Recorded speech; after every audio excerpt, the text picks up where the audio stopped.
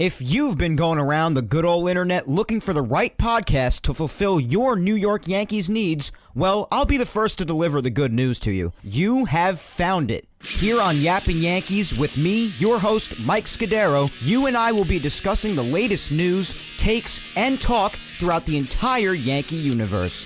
Oh, and there may be some ranting on my behalf. Yeah. Anyway, what do you say we get to it? Let's get to yapping!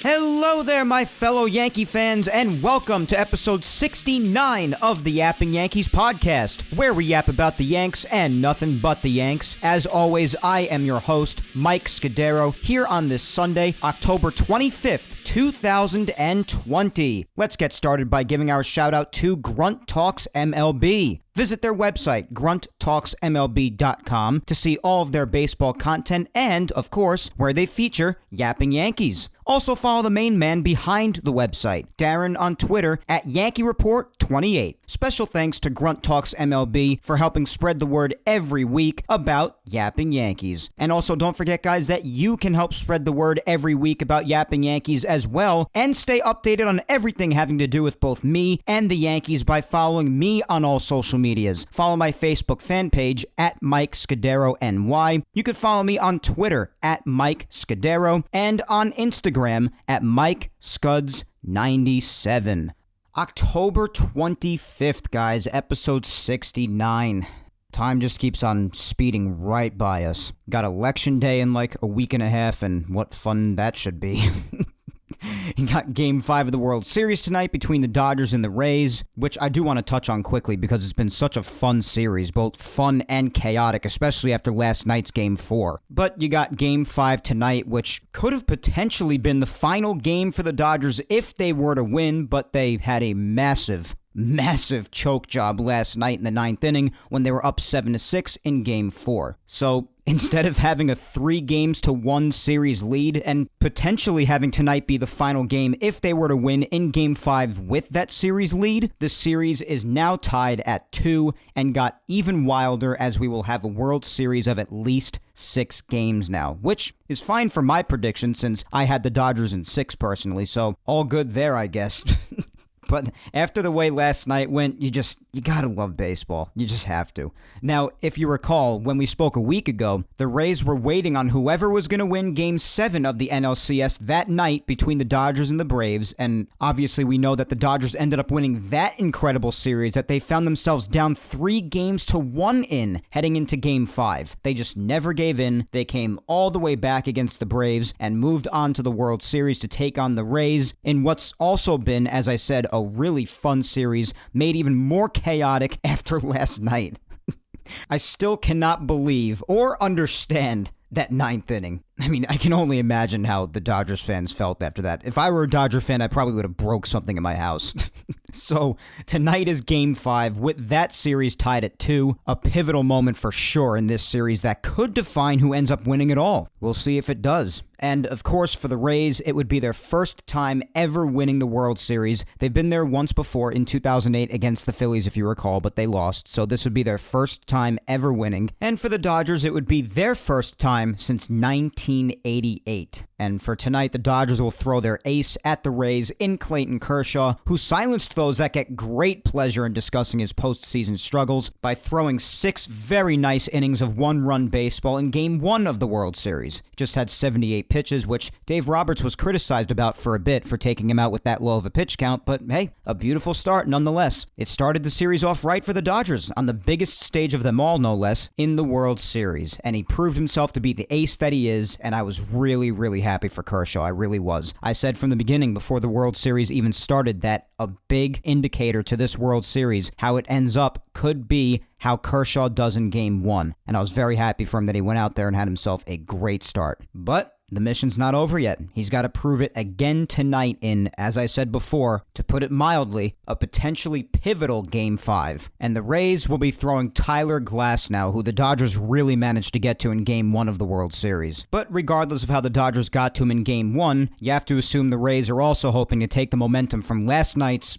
bizarre victory. Bizarre is just the only word that can come to me right now. There are no words in the English language that could describe the ending to last night's game. Just how crazy and wild it was. Now, I still can't even really comprehend it. But that could definitely be a big momentum shifter in the series, and you have to imagine that the Rays are hoping to take the momentum from last night's crazy game into tonight to take their first series lead. Because if there is such a thing as a potentially huge momentum shifter in a big series like this, it would be what happened last night. So last night's chaos makes tonight's game even bigger to see how both teams respond to that. So again, we already got Game 5 tonight, guys. It's crazy how fast it's gone. But last night, again, the back and forth by both offenses all throughout, especially in the later part of the game. I just have to hit on this for a little bit because it was just so crazy. It was 4-2 Dodgers, and then it was 5-4 Rays on a Brandon Lau 3-run shot, who, by the way, has finally decided to wake up for the Rays, and he could not have picked a better time to wake up because he had not been doing anything in the postseason before the World Series started. But again, it's the World Series now, so what better time is there to wake up? And then the Dodgers jumped back out in front 6-5. The Rays tied it at 6. Then Corey Seager, who's had himself not only a hell of a World Series so far, but a remarkable postseason overall, he came up big with a huge go-ahead RBI bloop single to give the Dodgers a 7-6 lead, and I thought they'd hold it, but then came that bottom of the ninth. Kenley Jansen, blown save on an RBI single by Brett Phillips. Then, listen to this, that's not it. Not as simple as a blown save and then the loss because the winning run ended up coming home to score. No.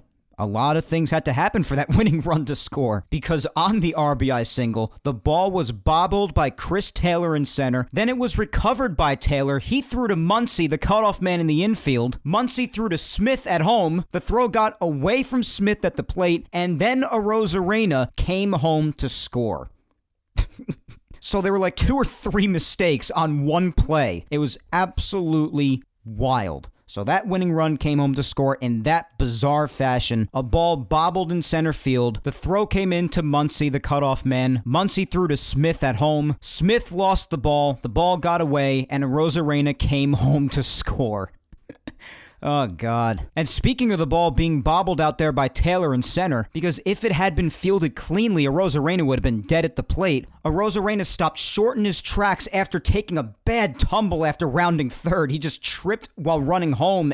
He just flipped over. It was crazy. So then he stopped in his tracks, seeing that Muncy was about to throw home. But then after Smith lost the ball, still basically recovering after tripping and falling along the baseline, he then continued to home plate, slid in, and scored the winning run. So a bobble by Taylor. Smith loses the ball at home after the throw by Muncy. Kenley Jansen was not backing up the throw, and the Rays won in unbelievable and incomprehensible fashion, leaving all of us just asking ourselves, what in the hell just happened? That's what everyone was thinking, no matter what fan base you were a part of, no matter what rooting interest you may or may not have had, you just sat there wondering what just happened. One of the more wild and sloppy endings I think I've seen to a World Series game. That was just crazy. So, as I said, the series is now tied as a result of all of that, and that's the deal with the World Series so far. As, unfortunately, that also means the end of baseball this year is imminent, because even if it goes 7 games, we'd only have a couple more days left. And then it's officially the offseason for everyone, guys. And speaking of the offseason and events that take place during the start of it, just around the corner, the offseason usually kicks off with award winners being announced. MVP, Cy Young, Rookie of the Year, Gold Gloves, Hank Aaron, you name it. And as of this past week, we have some awards finalists for the Yanks, namely in the category for the Hank Aaron Award, and 2 Gold Glove finalists. One of them not being a surprise at all. And the other, if he were to win, but the fact that he's even in this discussion is still remarkable, but if he were to win, would be the highest award representing the quickest culmination of quite possibly the best turnaround for a baseball player defensively that I've seen. Let alone the incredible transformation he's achieved as a person off the field too. And we have spoken about this guy all throughout this shortened season here on the podcast, and I've spoken about him a lot on social media too, about just how incredible his his turnaround this year has been, and we will talk about him and the other Yankees Gold Glove finalist, as well as their Hank Aaron Award finalist later on in Yankees news after this week's poll segment, as well as an announcement that the Yanks made regarding their payroll for 2021 in light of the financial aftermath of the pandemic, which could impact what they do or also don't do this winter with free agency and or trades. And we'll also discuss that later in Yankees news. But while we're on the subject of this offseason, and it'll all continue all winter long, of course, especially even more so next week with the World Series being over by then. But again, while we're on the subject of this offseason, talks of what the Yanks should do this offseason continue to heat up. And that just so happens to be what this week's poll is all about. The first of many offseason polls here on Yapping Yankees. The time has come for offseason talks to begin, with the end of the World Series just days away with Game 5 again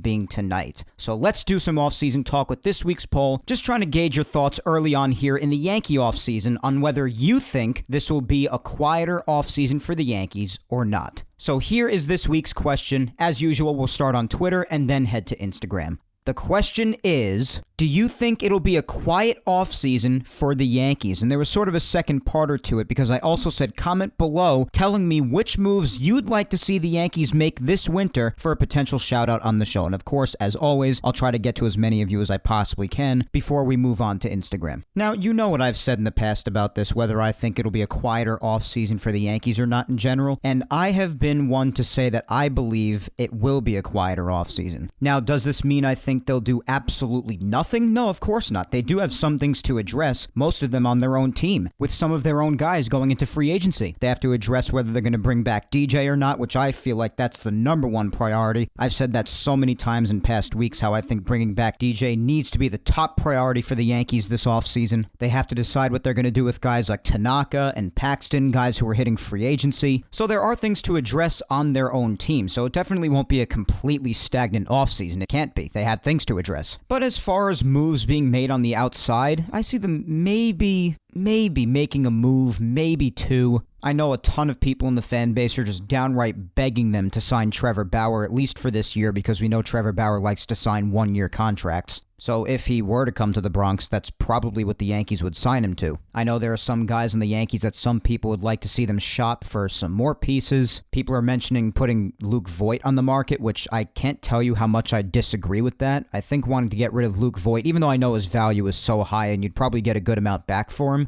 but I am so against putting Luke Voit out on the market. What the guy has done since he's been here, especially in this year's shortened season, almost all throughout, dealing with foot problems, and still going out there like a warrior, hobbling, playing and murdering home runs virtually on one foot. And I'm sorry, I really appreciate all of that in a player. Sure, he's not the best defensively. In fact, in some moments, he's pretty bad. No one's denying that. But with how he is in all areas of the game overall, you could live with that. And he still has some pretty good plays over at first, even though, yes, of course, he botches some easy ones. And if there were to be anything in his game that he were to fix, of course, you'd want it to be that. But what he supplied for this team, that warrior mentality, the contributions offensively, I really don't want to lose that. So I don't agree with putting Luke Voit out there for a trade. I know there are some really outrageous trade proposals out there on social media, and when people call into sports radio shows, there are some really ridiculous trade ideas that people put out there, and that's the case every offseason. That'll never change, but still, some of them are really ridiculous. I like to keep the offseason talks as rational and as logical as possible, but I just disagree with that thought on Luke Voit. Maybe they try to trade guys like Andujar or Tauchman, and what they get back for them is a different story because Tauchman didn't have a good year. Andujar showed some of those sparks offensively that he had from back in 2018, so maybe you have some value with him, but you do also still have the fact that he offers nothing defensively. But as far as trades and signings, as I said, maybe they sign one big guy, maybe it be Bauer, maybe it be somebody else. But other than that, maybe one signing and addressing those who need to be addressed in free agency, those who are hitting free agency like DJ, Tanaka, Paxton even. I do see it being a quieter offseason for the Yankees. Not dead silent, but quieter. Especially in light of their payroll announcement, which we'll get to again later in Yankees news. They announced that they are cutting payroll. When it comes to just how much, I'll tell you later on. But I think it could be possibly a bit more evidence to support the fact that it could be a quieter offseason than usual. I could be wrong, but this is just what I think. And quite frankly, it looks like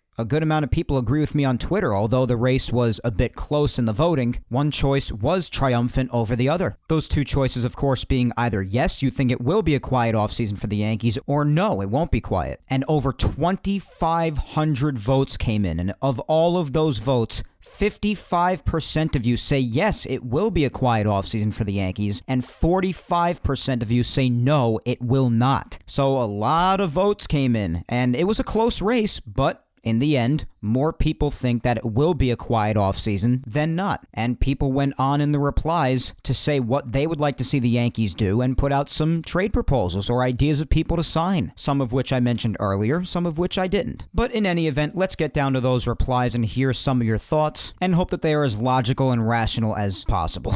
Because again, there are some really outrageous proposals and ideas out there. But let's start things off in the Twitter replies with @Laker477, and he says, I think it'll be a relatively quiet offseason. That said, they do need to re-sign DJ and Tanaka and hopefully add a quality arm to the bullpen. I'd also like to see Gardner get a one-year deal to finish his career after, hopefully, a normal season without COVID. I completely agree. As I said, especially with DJ and Tanaka, they definitely have to bring DJ back. If they didn't bring him back, that'd be one of the more outrageous things the Yankees will have done in recent history. They have got to bring DJ back. I'm not sure what they'll do with Tanaka, but I'd certainly like to see him return too. And when it comes to the bullpen, yeah, I totally understand wanting to add another quality arm because, of course, this year, when Tommy Kahnle went down to Tommy John surgery, we saw how badly that hurt the Yankees going forward. Of course, Adam Ottavino spent most of the season being just really, really unreliable out there. He's probably not coming back, so I could definitely understand people wanting to add another quality arm. I've heard some people mentioning Liam Hendricks and a few others, but I'm not sure if they'll do much of anything to improve the pen. I'm not really sure. A lot of this, of course, we'll have to wait and see, but it's worth talking about right now. And when it comes to Gardner, yeah, of course, Gardy said he did not want this to be his final season, a season without the fans at the stadium, a season as strange as this one. I definitely understand him wanting to have maybe at least another year for the Yankees to finish his career in what we hope will be a normal season in 2021. And maybe he did earn it at least a little bit coming off of one of the, if not the best postseasons of his entire life. I mean, he was just fantastic in the playoffs and finished off the season red hot. But I know also a lot of other people just really say that they're done with Gardner and they think throughout the entire duration of a 162-game season next year, if it were to return to normal, that they don't think that it's going to be worth it ultimately. And we have seen declines in areas of his game naturally. I mean, he's getting older. That happens with players.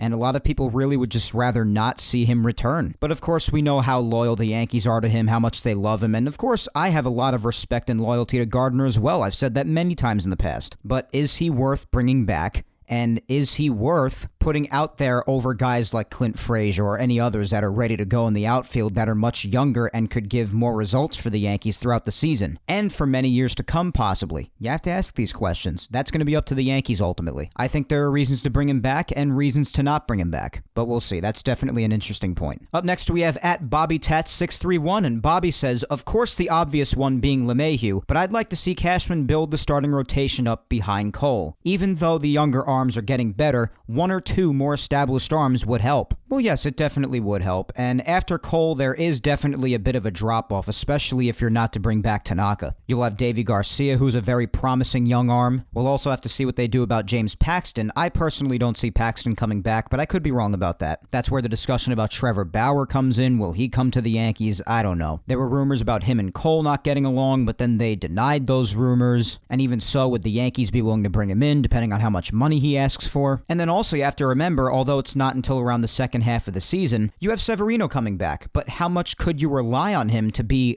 elite again when he's just coming off of Tommy John surgery? There may be a bit of an adjustment there because it will have been a very long time since he took the mound in a major league game facing live batters after basically the biggest surgery a pitcher could have in Tommy John surgery. There are certainly no guarantees. So when Sevy's to come back in the second half, and if you are to bring in Bauer, these are a lot of ifs here, along with the fact if Severino takes a while to adjust to seeing live pitching again, but you could have yourself a very solid 1 through 4 if that were to happen in Cole, Bauer, Sevy, Davy Garcia, and then maybe you round off with Jordan Montgomery. I mean, listen, this is where we get into the ifs a lot, and then you just go down a whole rabbit hole of things. It just gets messy. And of course, it all depends on whether they bring Tanaka back or not, too, how much money they were to spend on him if they bring him back. But yeah, they could bulk up the rotation a little bit behind Cole. I think they could afford to do that.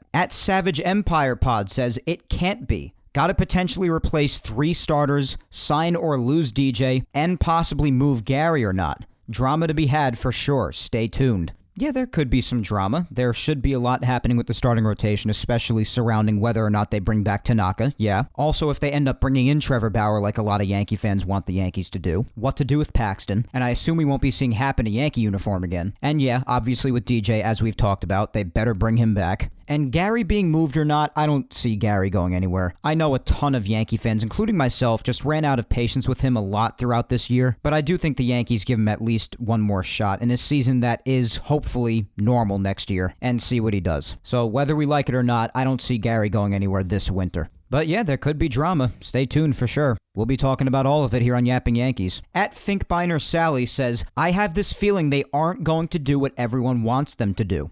All right, so you think it'll be a bit quieter. At Evan D. Wetzel 4 says, it has to be. The owners lost a ton of money, and that's pretty much all they care about. However, trades will be heavy. Cohen, the new owner of the Mets, will likely spend a ton. Yeah, he definitely could, and boy, would that be a breath of fresh air for the Mets after all they've had to go through with the Wilpons. That's definitely a story for another day. We could do a whole show on that, too. All the Mets' nightmares under the Wilpons. But yeah, we mentioned the financial aftermath of the pandemic on the sport, not only on the entire sport as a whole, but also on the Yankees. In the past, we've mentioned it. The Yankees say that's the major reason, or at least a major reason, why they're cutting payroll for next year. And it could definitely contribute in them possibly doing less this winter. I mentioned that possibility earlier, and it could definitely end up being true. And people have mentioned they do have some really high-paid players coming off the payroll this winter, like Ellsbury should be coming off. That is huge. Happ is huge. That's $17 million.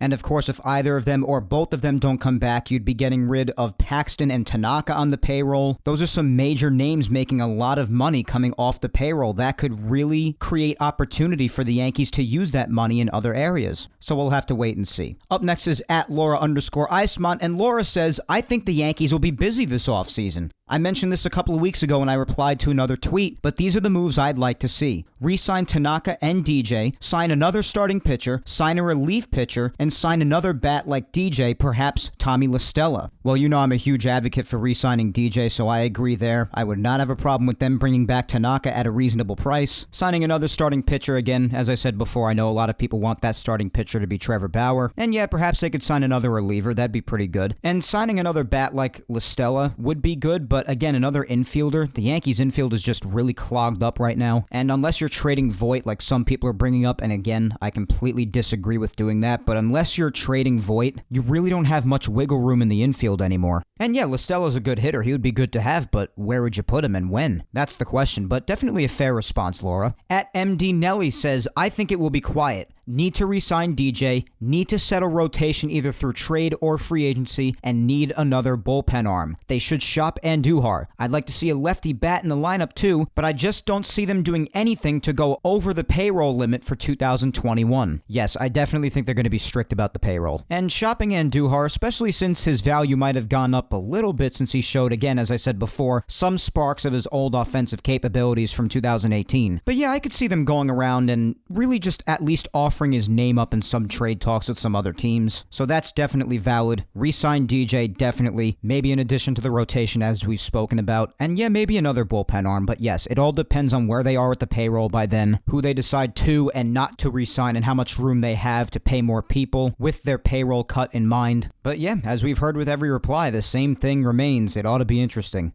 At 2170 Whitehaven says, they'll sign DJ as the big move, but will shop Hicks, Voit, and Andujar. They want a left-handed batter, preferably for infield utility. Outfield is Judge and Frazier, and maybe Kevin Pillar in center. They'll also try to trade Ottavino if they can save salary. No Gardner likely. Well, yeah, signing DJ would definitely be a huge move. That is top priority, as I've said. Shopping Hicks and Andujar. Shopping Hicks, I mean, although that would not be awful considering he has a movable contract, I'm not sure I see them doing that because the Yankees are just so high on Aaron Hicks, as we've heard them say. They value him so much, even at times where I might even say he doesn't deserve to be valued that high. And I generally like Aaron Hicks, but I don't think I view him as high as the Yankees do. I love how much he walks and gets on base. Obviously, he has some pop in his bat. He's a switch hitter. And although, as we've mentioned in the past throughout this shortened season, I feel his defense was regressing at some points throughout the year, he has solid defensive capabilities as well. But the Yankees value him really, really highly, and I'm not sure I value him that much. So yeah, I don't think it's outrageous to say that they might at the very least throw Hicks's name out there. I wouldn't be surprised if they did the same with Andujar, but Voit, I disagree with. Perhaps the left-handed utility infielder that you mentioned could be who Laura mentioned before. That could definitely be Tommy La Stella. And yeah, I do agree that even if Gardner does come back, that Frazier should definitely be in the outfield more than him, and trading Ottavino would not surprise me at all. So yeah, some things in this reply make sense, in my opinion. Alright, let's keep going. I want to get at least a decent amount of replies in here, because we got a lot. I at least want to make at least 15 to 20 as we usually do. At Deborah Groovy 53 says, quiet offseason and another year with no chance to win. How better wake up and smell the coffee? Well, I don't agree with the no chance to win. I definitely think that the Yankees' talent always gives them at least a chance to win, but whether they will win or not obviously remains to be seen. When it comes to Hal in the front office, well,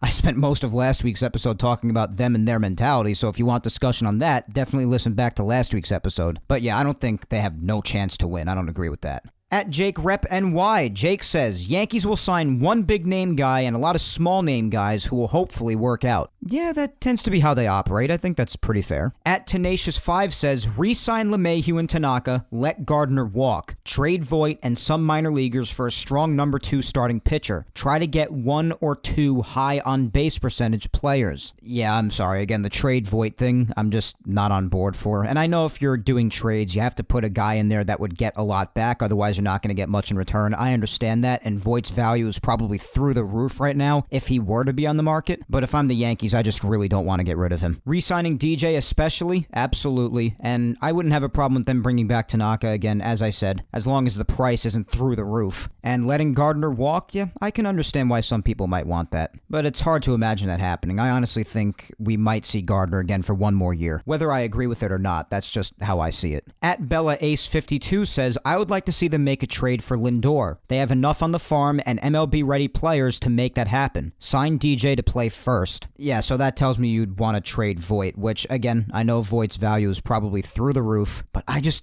really don't want to get rid of Voit right now. I just really don't. And signing DJ to play first, yeah, DJ's a solid defender, but he's okay at first, I think. He's fine. I'm not saying he's bad, but he's not fantastic at first. I'd rather have him back at his regular positions, mainly second base, where he's a multi-time Gold Glove winner. Or if the Yankees are platooning for a given day, if they might need him to play third, put him there too. And yeah, also put him at first whenever they need him to, but to put him there permanently as the main first baseman, I don't know about that. And yeah, I know people want Lindor because of Glaber's poor defense at shortstop, and I understand people wanting that to get better because Glaber was just miserable at shortstop this year. He was miserable. And for a position that people said was his natural position coming up, he left a lot to be desired there this year. A lot. He made a boatload of errors. So he's got to work hard to improve that this offseason, if anything, if the Yankees plan on keeping him there. And from what I've heard, it sounds like they are planning on keeping him there. So they've got to work on that a lot with him this offseason. They've got to give him a lot of reps at short, a lot of practice, because the Yankees cannot have that type of poor defense at shortstop all throughout next season again. It can't happen. It was brutal. So I just see them more so working with Glaber at shortstop to get him to improve there more than them going out and getting Lindor. I don't see that happening. Up next, here on Twitter, at Superman9383 says, re-sign DJ LeMahieu. Let Tanaka and Paxton walk. Trade Gary, Andujar, Ottavino, and Loizica. Sign Bauer and Real Muto and best reliever on the market. Well, you see, a lot of that is wishful thinking, especially in light of them cutting payroll for next year. As I said, I do see the Yankees giving Gary at least one more chance this season. I do see them shopping Andujar and Ottavino. I'm not sure how much you could even get for Loizica because he was just bad. He really was, especially at the end. Letting Tanaka and Paxton walk, that would be huge. And of course, it goes without saying, DJ LeMahieu, re-sign him, definitely. But yeah, the signing Bauer, Real Muto, and the best reliever on the market, of course, that would depend on how much money they have left to work with after they want to cut payroll, and if any of those guys really want to come here. At S Mullins 101 says, re-sign DJ and stay healthy, and we can rock with what we have for the most part. Alright, so it doesn't sound like you'd be very bothered with a quieter offseason. At John Pintoli says, I'll be happy if they sign DJ LeMahieu. Outside of that, I'm not expecting anything at all. Okay, that's fair enough. Let's do a couple more here on Twitter. At Peace Now for Life says, I think it'll be busier than last offseason. I'd like to see them re-sign DJ LeMahieu and Tanaka. I'd like to see a one-year deal for Gardner, then perhaps another starting pitcher and a bullpen guy. That's my wish list. Yes, especially with DJ LeMahieu and with Tanaka for, as I said, a reasonable price. I'm definitely interested, as I said, to see what they do with Brett Gardner. And with a starting pitcher and a bullpen guy, yeah, again, as I said, I know a lot of people with the starting pitcher want that guy to be Bauer possibly. And as I also mentioned for the second half, you got Sevy coming back. And we'll see if they sign somebody for the bullpen too. That's fair enough. Again, a lot of it's going to depend on who comes back, who walks, how much money they have left to work with in accordance with their payroll cut for next year. It ought to be interesting. At Casey_237 says, re-sign DJ, get Torres major reps at short in the offseason, trade Andujar and Tauchman for pitching, sign Stroman and Bauer. That's what I expect. All right, another one that wants Bauer and Stroman too, and I just really am not sure if Stroman could handle being on the Yankees that much. Of course, a lot of you on Twitter have seen his social media shenanigans. Wow, shenanigans. What am I, 87 years old? But nonetheless, I'll stick with that word because it is a good word to use in this case. It's nothing more than shenanigans. Stroman cannot handle whenever the Yankee fans go after him on social media for something he says, and I just wonder how that would translate to dealing with the fans when you're in the Bronx or maybe dealing with the media. I'm not sure the Yankees would be the best fit for him. And after all of his stuff on social media has gone down, I'm not even sure a lot of Yankee fans want him here to begin with. But Bauer, I understand people that want Bauer. I understand that. He's very talented. He's really, really good. Getting Torres major reps at shortstop over the offseason, definitely agree there. Re-sign DJ, definitely agree. Shopping Andujar would not be a surprise, but when it comes to Tauchman, again, as I said before, I'm not even sure how much Tauchman would bring in. I can't imagine his value is very high, but they could definitely package him in a deal somewhere. Who knows? At Michael_Shard says, no, we got to get Lindor and Bauer and JT Realmuto, or we got to get Seager and Arenado and Bauer and Michael Brantley and JT Realmuto. Well, to save some time, why don't you just get the whole league while you're at it? Damn. All right, let's finish off with @Manzione33, and he says, I hope not. Would love to see Didi come back, although not likely, and re-sign DJ LeMahieu, meaning Voit is out. Go get Bauer and maybe Hader for the pen. Well, Bauer and Hader together, that'd probably cost a good amount of money. Yes, definitely re-sign DJ LeMahieu, and Didi, yes, I agree. That's not very likely. It is possible because he did only sign a one-year contract with Philly, so he could come back theoretically. But again, I don't like the idea of Voit leaving. I don't like the idea of shifting DJ over to first for nearly full time where that's not his specialty. I personally think it better to just put him there occasionally whenever you absolutely need him to be there. But to have that be his full-time position, as I said, I'm not really on board with that. Even if it means putting Gleyber back at second because he's better there than at shortstop, which is true because he's just been brutal at shortstop. But I'd just rather work really hard over the offseason with Gleyber at shortstop and give him a better chance to improve at what they considered to be his natural position. Just work at it really, really hard. You have plenty of months going forward to work with Gleyber at shortstop to get him to improve there, rather than costing the Yankees Voit and moving DJ to a position that's not his best one, just to accommodate him and then maybe have to bring Didi back or even bring in Lindor like many people want. I don't know. I'm really just not willing to go down that route. Because call me crazy, I think at such a young age, with all the time in the world this winter, and of course, if it meant for the Yankees saving their precious money, I just think it's far more worth it to work with Gleyber very, very hard over the course of this offseason at improving at short, rather than shifting the entire infield around and getting rid of guys that are very valuable to the team, like Luke Voit, or putting DJ at first base, a position that's not his best. And as I said before, I'm not saying he's bad there, but it's not his best position. It's not. And I'm just really not sure I'm willing to go down that route. And honestly, if anybody has proven that it's possible to improve at your position, even just in the window of one season to another, Clint Frazier did that. Clint Frazier was as bad as you could possibly get in the outfield. And in just the course of a season, look how much he was able to improve with the right amount of hard work and dedication. There's evidence that it's possible. Gleyber's a talented kid. Take the next few months and work hard with him in order to get him to improve at shortstop. It is possible. But guys, again, there were so many replies I didn't get to because this poll, as most of them do, just got a ton of interaction. I am very sorry, as always, to those I did not get to. But for those I did get to, and of course for those of you I didn't to, just everybody who replied, thank you all so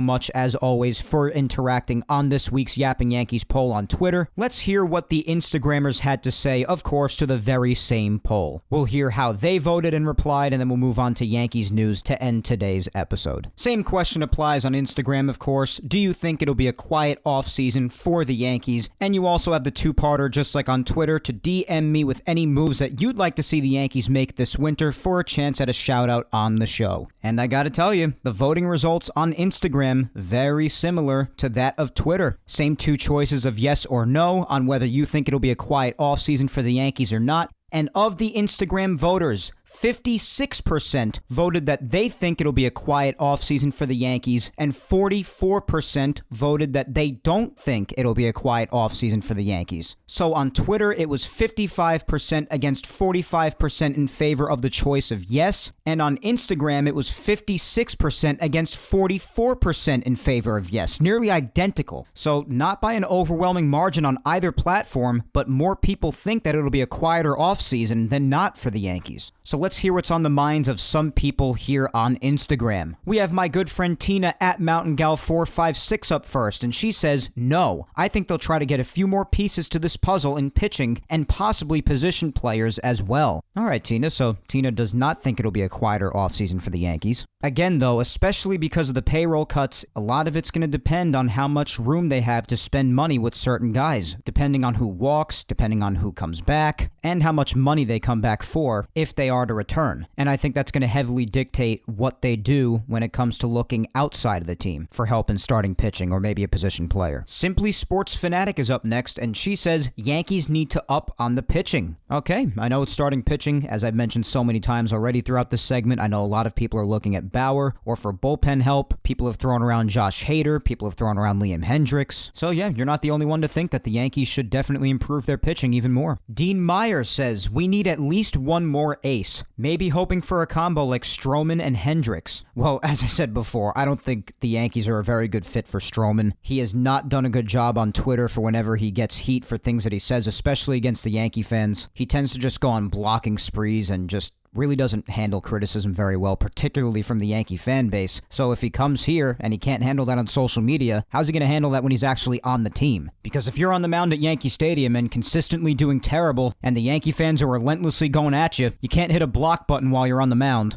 You know what I mean?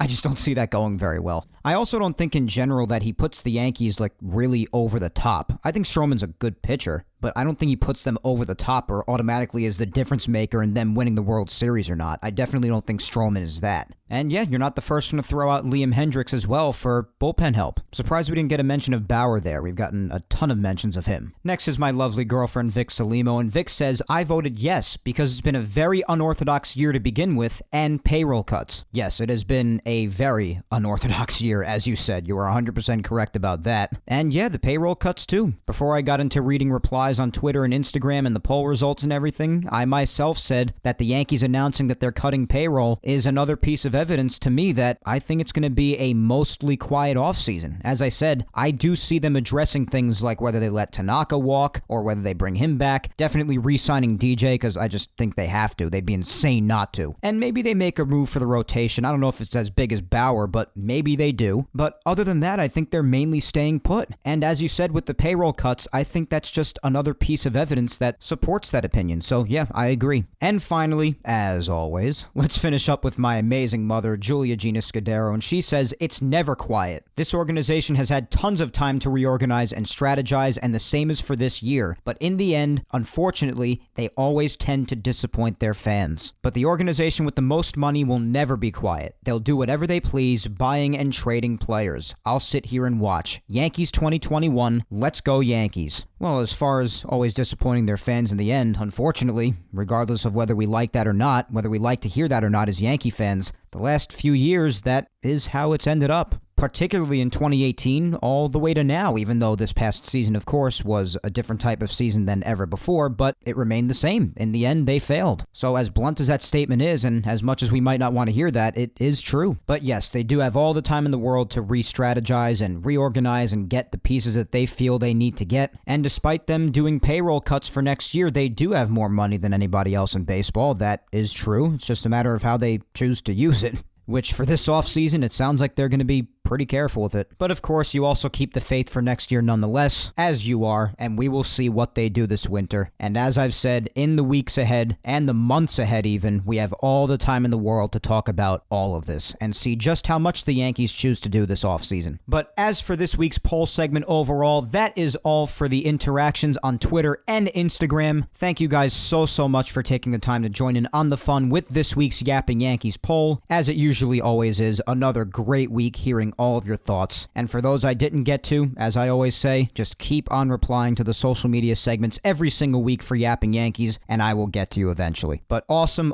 thoughts this week, guys. Mostly rational and sensible, as I had hoped, but really nice job. So let's jump to some Yankees news, a couple of things that we have to talk about today regarding the Yankees announcement in their payroll, as I mentioned in the beginning of the show in the introduction, and also many times throughout the poll segment. We'll talk about their announcement regarding their payroll, as well as all of the Yankees awards finalists. But let's first tackle the issue of the Yankees cutting payroll for next year. We've been talking about it all throughout the show today, and that was because on Tuesday, the Yankees did officially make this announcement that they are cutting their payroll to under $210 million. Mainly, so they say, because of the financial effects of the pandemic. Now, at this moment, for 2020, the Yankees' payroll throughout this year was around $250 million. Or, I should say, around $250 million if the season were a full 162-game season. Because, of course, with the prorated salaries in the shortened season, it was around $250 million, cut in a little bit more than half. That's the explanation without doing in-depth math. But you know what I meant. Around $250 million if the season were a regular, normal 162-game season. And I did mention at one point throughout the poll segment that they do have some major names with some major money on their contracts coming off the books this year. And some people in the social media replies did mention that. Ellsbury is a big one. If Paxton walks, that's a big one. If Tanaka walks, that's a big one. Happ and his $17 million.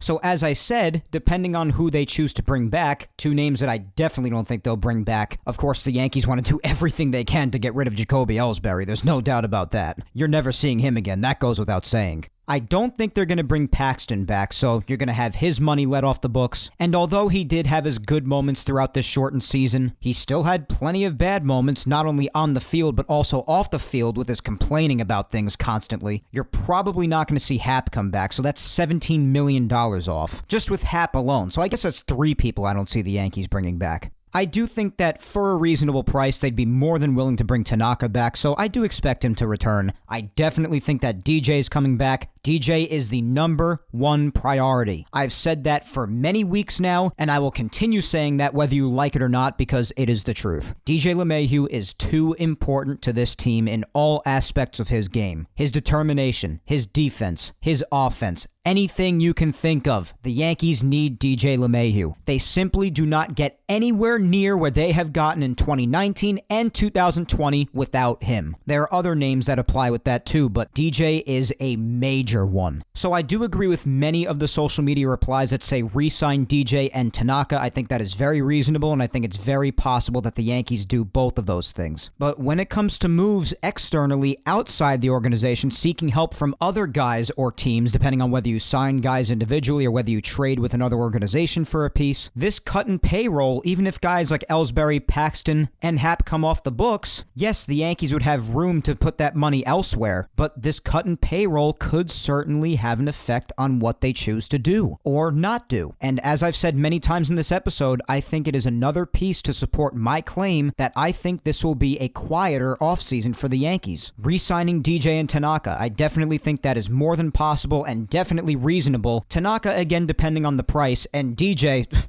It goes without saying. Gotta bring DJ back. That is priority number one. They should do that about a minute after the World Series ends. Just right away. Get it over with. But as far as outside moves, I'm not sure. As I said, if you want to bring in a Trevor Bauer, it's certainly going to depend again on who certainly walks or returns to the team and how much Trevor Bauer would want. As I said, you're probably signing him to a one-year deal because that tends to be what he wants to do. He just prefers one-year contracts, and fine, that's his prerogative. But how much money would he ask for? And how much money would the Yankees be willing to give him in light of the payroll cut and probably after they've addressed guys like DJ and Tanaka? These are the questions you have to ask. There's a good amount of money coming off the books again if guys like Ellsbury, Paxton, and Happ are gone. But how much room would you have to spend elsewhere, and how much would those pieces like Trevor Bauer ask for in free agency? And the Yankees probably don't absolutely have to do this payroll cut. They're the Yankees. You just know that they have more money than God. But I'm sure they did suffer at least a decent amount, along with all the other owners and teams, as a result of what the pandemic did to the sport this year, with no fans in attendance, no merch being sold in the stadium, food, and all those factors, parking. We've spoken about all of this in the past. There are a lot of financial factors, as we know, when it comes to going to a baseball game or buying something from the Yankees. And the Yankees missed out on a ton of that profit this year with what the virus did to the sport. All the teams did. They all lost out. But there inevitably is also that little part of me, I plead guilty to it, that says, oh, come on, Yankees. You have more money than anybody. Just go out there and do what you have to do. But nonetheless, regardless of what I think or what you think, the Yankees did announce that this payroll cut is happening, under $210 million. And it does help that certain names, as I said before, are coming off the books if they don't return, but it still limits the Yankees because they have DJ and Tanaka to address. And if they were to contact a Trevor Bauer, they would have to see how much money he would want and how much wiggle room they have when it comes to staying under that $210 million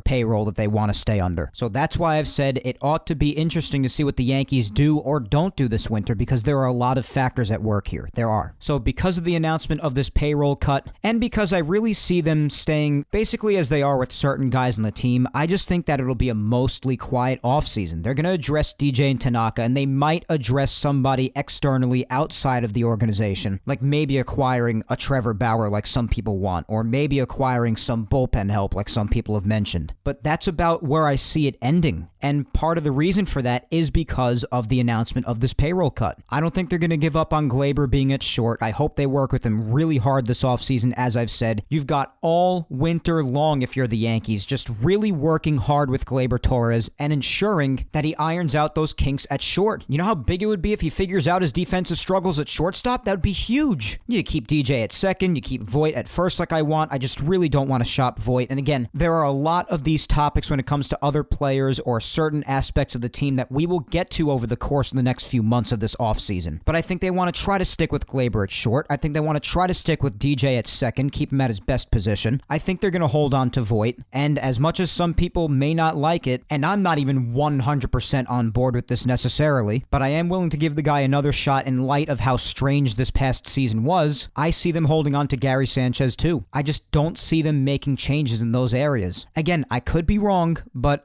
I really tend to know what the Yankees are thinking in these sorts of areas, and I'm right a lot of the time, and I don't think that they're going to make any changes in those areas. And I'd say that the announcement of this payroll cut does at least somewhat support my opinion on this. I could be wrong, and we do have plenty of time in the months ahead to talk about each individual aspect of this team, but as of today, on October 25th, here on episode 69 of Yapping Yankees, these are my opinions on what I think on this team, especially even more so after the Yankees payroll cut announcement on Tuesday. So that was the Yankees announcement regarding their payroll cut for 2021. And finally for today, it is time to address who the Yankees awards finalists are for the 2020 season. As I mentioned in the introduction to the show, the Yankees have a finalist for the Hank Aaron Award, and they have 2 Gold Glove finalists. But let's begin with who the Hank Aaron Award finalist is. Now, obviously, those who win the Hank Aaron Award are the ones that are recognized for the most outstanding regular season offensive performer in each league. And obviously, being recognized as the league's best offensive performer is a very big deal, and has been since the award has been given to many, many players since 1999 when it was established. And the Yankees finalist for the 2020 season is none other than DJ LeMahieu. Not a shocker at all, had a fantastic 2020 season offensively, and definitely deserves to be a finalist. The other finalists throughout baseball are Jose Abreu of the Chicago White Sox, Freddie Freeman on the Braves, Jose Ramirez of the Indians, Corey Seager of the Dodgers, Mike Trout of the Angels, Dominic Smith on the Mets, Nelson Cruz on the Twins, Bryce Harper for the Phillies, Manny Machado for the Padres, Brandon Lau for the Rays, Paul Goldschmidt for the Cardinals, Teoscar Hernandez for the Blue Jays, and finally Juan Soto for the Washington Nationals. So all of those guys and DJ LeMahieu are finalists for this year's Hank Aaron Award, and one person will be selected from each league to win it, just as it's been done the last 21 years since the award came to be in 1999. 69. And obviously, I and all Yankee fans hope that DJ LeMahieu does win it, but there are definitely plenty of other worthy names on here as well, so it'll be a tough one. But the fact that he's a finalist is really, really cool. I personally think that Jose Abreu's probably going to win it because he just had himself a hell of a season. He played all 60 games this year, had 19 home runs, 60 RBIs, 317 average, on base of 370, and a slugging of 617, combining for a 987 OPS. Just really a great offensive season. But hey, don't sell DJ short because he still batted 364 this year. He only missed 10 games. He played 50 games, which is still fine, but he batted 364, 10 home runs, 27 RBIs, which of course when it comes to home runs and RBIs, Abreu leads in that category by far. Has almost 10 more home runs and has 60 RBIs, which is 33 more than DJ. But DJ also had a 421 on-base percentage, a 590 slugging percentage, which also isn't as high as Abreu's slugging, but it's still really, really good. And that combines for an OPS of over 1,011 OPS, which is incredible. So although I do think in the end that Jose Abreu will win, do not sell DJ short either. So good for DJ on being a finalist for the Hank Aaron Award for his 2020 season. Just more supporting evidence as to the fact that if the Yankees were to not bring him back for next season, it would be one of the dumber decisions I will have ever seen in my entire life. But in any event, we also do have more award announcements as far as Yankees are concerned, and it is in the Gold Glove category. And as I mentioned in the beginning of the show, one of these finalists is not a surprise whatsoever, and the other one is not only a worthy candidate, but if he were to win it, it would definitely be the peak of what has been a remarkable turnaround defensively for this young man. But first off, we'll start with the one that's not a surprise at all, and that happens to be for third base in the likes of Gio Urshela. We all know that his defense is godlike, so this is not a surprise at all, and obviously I hope he wins it as he very, very much deserves it. He's going up against Isaiah Kiner-Falefa of the Rangers and Yoan Moncada of the White Sox. So again, let's hope that Gio Urshela wins that. That would be a very well-deserved Gold Glove, to say the least. Because some of the plays that Gio Urshela makes over there at the hot corner, you would think that God temporarily takes over his body, makes the play, and then leaves. Because it's just unreal. I know some of you may be like, all right, Mike, come on, you're being a little much now. Except I'm really not. Because Gio's defense really is that good if you've watched him play. So he definitely deserves it. Now, as far as the other Gold Glove finalist for the Yankees, an award that would be such an appropriate ending to what has been a remarkable journey, an incredible transformation defensively for a guy that just last year was dropping routine fly balls. The other Gold Glove finalist for the Yankees is none other than Clint Frazier, and I cannot tell you how happy I am for Clint. I have been hard on him in the past, particularly last year when he was making all of those ridiculous errors in the outfield, and rightfully so, because he could not play defense if his life depended on it. But within just one season, this guy totally transformed himself defensively to not only making the routine plays in the outfield, but even making great plays in the outfield, making little to no mistakes at all in a season that was unlike any other. He was given another chance after injuries struck the Yankees yet again, and he took full advantage of it. Took to the outfield, he made the plays whether they be routine or difficult, and just displayed defensive capabilities that nobody had seen coming. All the while being completely humble about all of it, having also transformed as a person, which was also a very questionable part of Clint Frazier in the past. He was considered a cancer in the clubhouse. In 2020, not anymore. He turned it all around, not only continuing how great he is with the bat, but also completely turned it around on defense in a way that I'm not sure I've ever seen a player do, especially in the short window of time from just one season to the next, going from pretty much as bad as you can possibly be at defense to being a great defender. All within one season, made even more impressive by the bizarre nature of the 2020 season, and he just wowed everybody, including myself. Nobody saw this transformation coming. You can say that you believed in Clint Frazier, and I did to a certain degree. I don't like to give up on young guys so fast like that, especially when in certain areas they tend to have unbelievable potential. But even if you didn't give up on him, I can guarantee you did not expect a turnaround of this magnitude, because it has been nothing short of incredible. He completely deserves to be a finalist for the Gold Glove in right field, and I am so happy for him. He'll be going up against the likes of Joey Gallo of the Rangers and Anthony Santander of the Orioles, and I just really hope he pulls it off. And as I said earlier, even if he doesn't win, even being a Gold Glove finalist, given what he was last year and what he was able to transform himself into just a year later this year, is absolutely amazing in itself. But of course, since he is a finalist, you want him to win it. And if he did, it would of course be even greater. We have given Clint Frazier more than enough credit for his transformation all throughout the season, and this would just be such a fitting end to what has been an awesome transformation on Clint Frazier's behalf. I cannot state it enough. And for now, we know that for the Gold Glove Award winners, those will be announced on none other than November 3rd, election night. What a night that's going to be. Gold Glove Award winners and the absolute chaos of the United States presidential election. That's going to be crazy.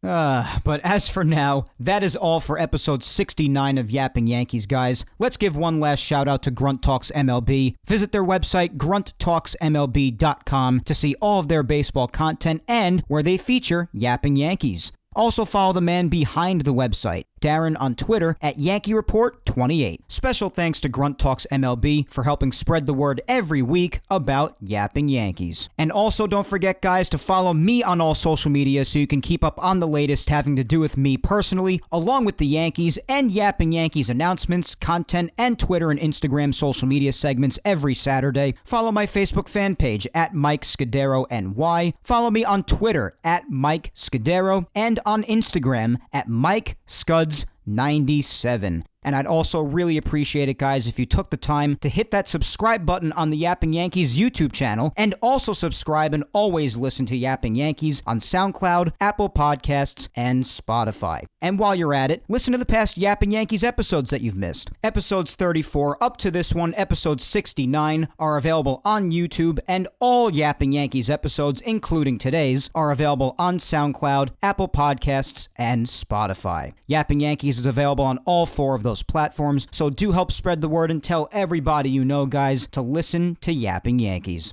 Once again, thank you 3000 for listening to me yap today. I am Mike Scudiero, and I will talk to you next Sunday, November 1st, another new month, when I come at you with episode 70 of Yapping Yankees. Until then, guys, hang in there, be patient, please stay safe, look out for your loved ones, and we will also have new World Series champions by the time we talk next Sunday. Looking very forward to see how the rest of this World Series goes. So for the rest of you keeping up with that, enjoy the rest of the Fall Classic, and have a good week, guys. Take care.